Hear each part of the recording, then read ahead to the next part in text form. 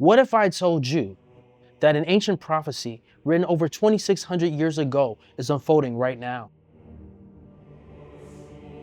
In other headlines this morning, Russian authorities say they have detained a man whom they accuse of detonating a bomb that killed a top Russian general in Moscow. Russian general in charge of Russia's radiation, chemical and biological protection forces was killed in a blast in Moscow. Russia's actions on the global stage, alliances in the Middle East, and growing tensions with Israel eerily echo the words of the Bible and the warnings of rabbis in Jewish tradition. Gog and Magog, symbols of a climatic war at the end of days. And who are they? And why are their shadows looming larger today than ever before? Stay with me, because we're about to connect biblical prophecy, the Talmud, the Midrash, and modern geopolitics in ways that may shake your understanding of history and the future. What are Gog and Magog? Biblical origins.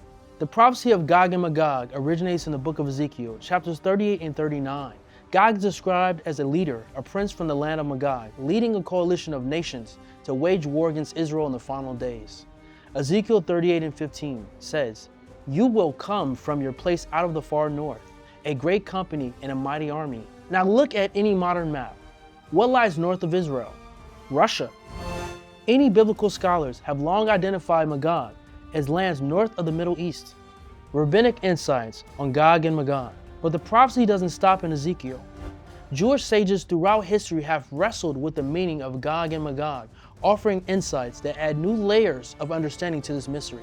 The Talmud, Tractate Sanhedrin 97b. The rabbis teach that wars involving Gog and Magog will come just before the arrival of Messiah, marking the final test for Israel and humanity. These wars won't simply be political. They will be spiritual, testing faith and resolve.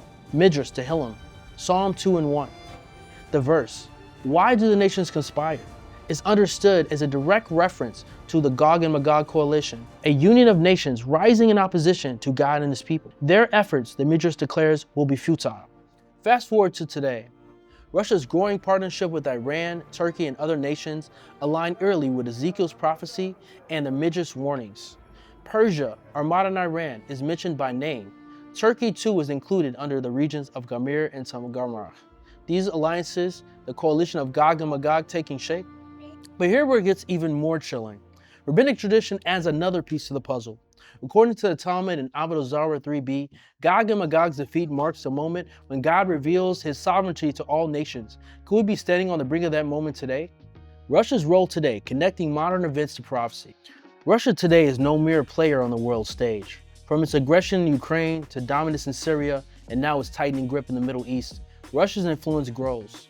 Its partnerships with nations like Iran, one of Israel's first adversaries, paint an unsettling picture. The rabbis foresaw alliances of nations converging against Israel. The Yalkut Shimoni on Isaiah 60 describes the Messianic era beginning with the attack of Gog and Magog. The coalition, the Midrash says, will bring Israel to its knees, only to be saved by divine intervention. The coming war and divine judgment.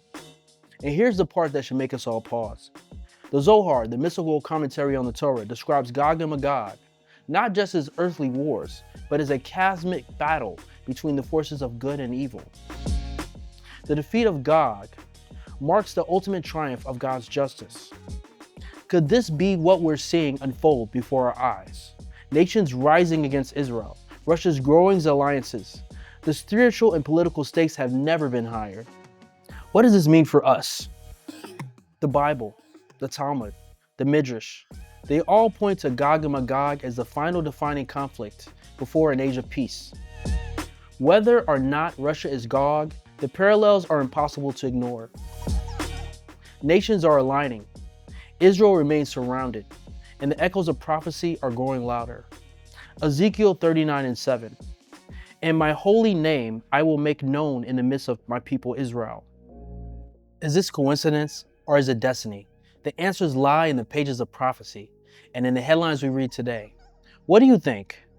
Are we witnessing the rise of Gog and Magog? Are these ancient prophecies being fulfilled in our lifetime?